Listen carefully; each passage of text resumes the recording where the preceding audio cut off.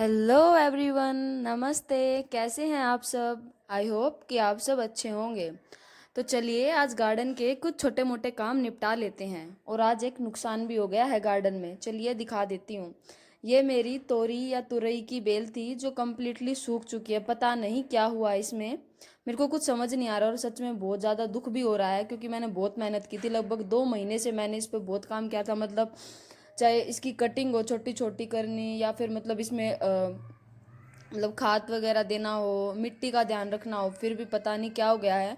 अब तो इतनी गर्मी भी नहीं है बल्कि बारिश हो रही है, तो ग्रोथ भी अच्छी हो रही थी, लेकिन एकदम से पता नहीं क्या हो गया है। अभी 2-3 दिन से मतलब सुबह ही इसमें अचानक से मैंने ये देखा है कि पता नहीं किस चीज़ का शौक लगा है या क्या हुआ है। और अगर आप लोगों को कुछ पता हो और इसको दोबारा से ठीक किया जा सका तो प्लीज़ प्लीज़ बताना मेरे को कि मैं क्या करूँ इसके लिए, क्योंकि सच्ची मेरे को बहुत ज़्यादा दुख हो रहा है इस चीज़ के लिए। पर चलिए कोई नहीं, अब कर क्या सकते हैं। बस मैं कोशिश करना चाहती हूँ, अगर हो गए तो ठीक है, नहीं तो फिर कुछ और लगाना पड़ेगा। अब तो क्या ही कर सकती हूँ, पर आगे से ध्यान रखना होगा और भी ज़्यादा इन चीज़ों के ऊपर। इस मटके में लगी हुई थी ये, नीचे से भी काफ़ी अच्छे से चल रही थी। अभी 2 दिन पहले ही मैंने इसकी मिट्टी को थोड़ा ऊपर से बदला था। तो चलिए आज हम इस पॉट को फिल करने वाले हैं और इसमें मैं कुछ लगाने वाली हूँ, वो भी आपको आगे पता चल जाएगा। तो चलिए सबसे पहले इसके लिए मिट्टी बना लेते हैं। यह है रेत, जो कि मैं लेकर आई हूँ, और इसमें मिट्टी है और कोकोपीट मैंने ऑलरेडी मिक्स कर रखी थी। और इसमें थोड़ा बहुत खाद भी मिला रखा है। तो चलिए इनको प्रॉपर मिक्स कर लेते हैं अच्छे से। और इसके अलावा हम क्या करने वाले हैं, इसमें खाद की मात्रा थोड़ी और इंक्रीज करने के लिए, क्योंकि इसमें खाद बहुत कम है। और हमें अभी प्लांट्स जो, अगर जब ज़्यादातर हम वेजिटेबल प्लांट्स लगाते हैं तो उनमें थोड़ी खाद की मात्रा जो है वो ज़्यादा ही चाहिए होती है। मतलब एक प्रॉपर न्यूट्रिशियस मिट्टी हमें चाहिए होती है हमारे प्लांट्स के लिए, ज़्यादा ग्रोथ, अच्छी ग्रोथ के लिए। तो चलिए इसमें हम क्या करने वाले हैं, अभी एक उपला लेने वाले हैं। अभी अच्छे से इसको मिक्स करके चलते हैं फिर कुछ और काम करने के लिए। वो आगे आपको पता लगने वाला है, बने रहिए हमारी वीडियो में। अच्छे से इसको मिक्स करना है ताकि मतलब कोई भी चीज़ इधर उधर ना रहे। और हम अब क्या करने वाले हैं, 5 से 10 मिनट के लिए उपले को पानी में डिप करके रख देंगे। इससे हमें दो बेनिफिट हो जाएंगे। एक तो ये होगा कि हमें खाद मिल जाएगा, यानी कि गोबर के उपले की खाद। और इसके अलावा जो ये पानी होगा इसको हम अपने सारे प्लांट्स में डाल सकते हैं, इसमें और पानी मिक्स करके। तो चलिए इसको डूबा रहने देते हैं इसके अंदर ही। और इतने हम कुछ और काम कर लेते हैं अपने गार्डन के, मिलकर कर लेते हैं। साथ के साथ कुछ दिखा देती हूँ आप लोगों को, तब तक ये इसके अंदर डिप रहेगा। तो चलिए फिर चलते हैं। इसके ऊपर कुछ भारी चीज़ रख देना, नहीं तो ऐसे ही बार बार ये ऊपर आएगा और इससे आपको परेशानी हो सकती है। ये देखिए तुलसी जी में यहाँ पर पता नहीं क्या हो गया, छोटे छोटे वाइट कलर का कीड़ा लग चुका है। और अभी इस पे एक तो फंगी साइड छिड़कना पड़ेगा। आपको शायद अच्छे से दिख नहीं रहा होगा, ये मिली बग है ये। तो चलिए वो रखा हमारा फंगी साइड, उठाकर लेकर आते हैं और करते हैं स्प्रे अपने इस प्लांट में। इसमें नहीं बल्कि हमें ना बारिश के मौसम में ध्यान रखना चाहिए और अपने प्लांट्स को स्प्रे करते रहना चाहिए। ये देखिए आज का व्यू कितना अच्छा है। मतलब लग रहा है कि बारिश होएगी, पर पता नहीं भाई बारिश होएगी कि नहीं होगी। और बारिश का वेट करते करते काफ़ी सारे प्लांट्स में भी प्रॉब्लम हो रही है। देखिए बिल्कुल कैसे मुरझा चुका है। अगर मैं और ध्यान नहीं दूंगी तो कल तक बेचारा मर जाएगा। और बारिश का पता नहीं है भाई आएगी कि नहीं आएगी।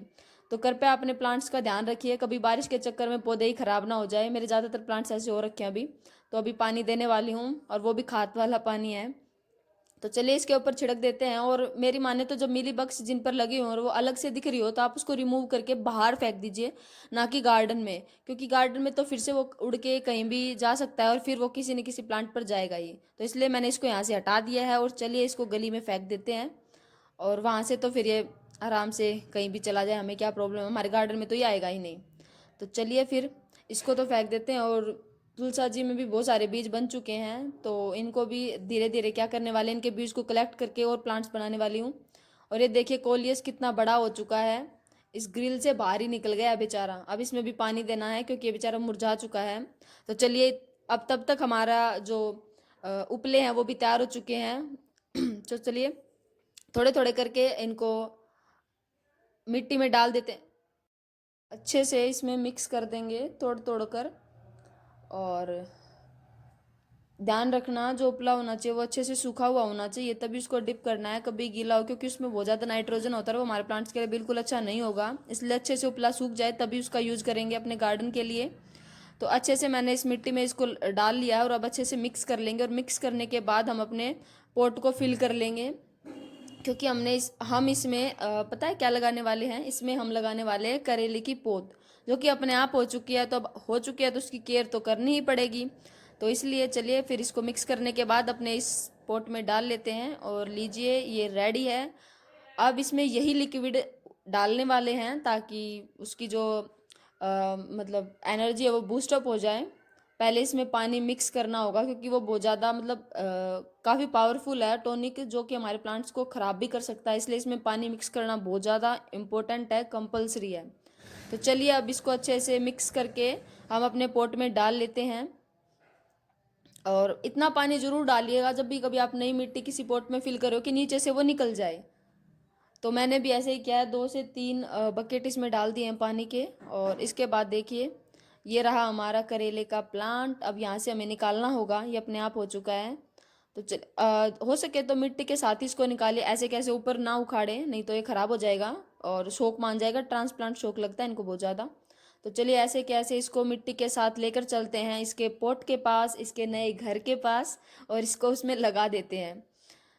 तो मैंने इसको साइड में रख दिया पहले तो, और फिर इसके लिए एक मतलब इसके हिसाब का गड्ढा करके और इसमें डाल रख दिया मैंने इसको अच्छे से। और मैंने क्या किया है ना कि इसको अच्छे से लगाने के बाद इसके साइड में और ज़्यादा मिट्टी डाल दी है, ताकि ये प्रॉपर तरीके से चल सके। और आप ये सोच रहे होगे कि मैंने इतना स्पेस क्यों छोड़ दिया, तो मैं बताती हूँ कि जैसे जैसे ये बेल अपनी ग्रोथ करनी शुरू करेगी तो हम साइड बाय साइड इसमें जैसे कि खाद वगैरह डालते रहेंगे, जिससे कि ये पॉट धीरे धीरे फिल भी हो जाएगा। और जब जड़ें भर जाएंगी तो हमें मतलब स्पेस रहेगा हमारे पास प्रॉपर मिट्टी डालने के लिए, इसलिए मैंने स्पेस छोड़ा इसके अंदर।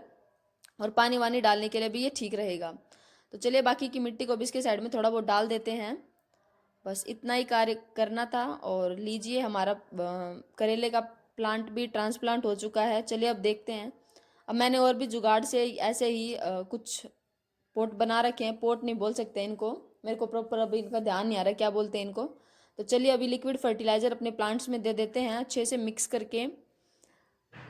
और प्लीज़ ध्यान रखना है डायरेक्ट नहीं देना है, उसके अंदर अच्छे से पानी को मिक्स करके ही अपने प्लांट्स को देना, नहीं तो इस टाइम पे फंगस लगने के भी बहुत ज़्यादा चांस हो सकते हैं अगर आप डायरेक्ट दोगे तो।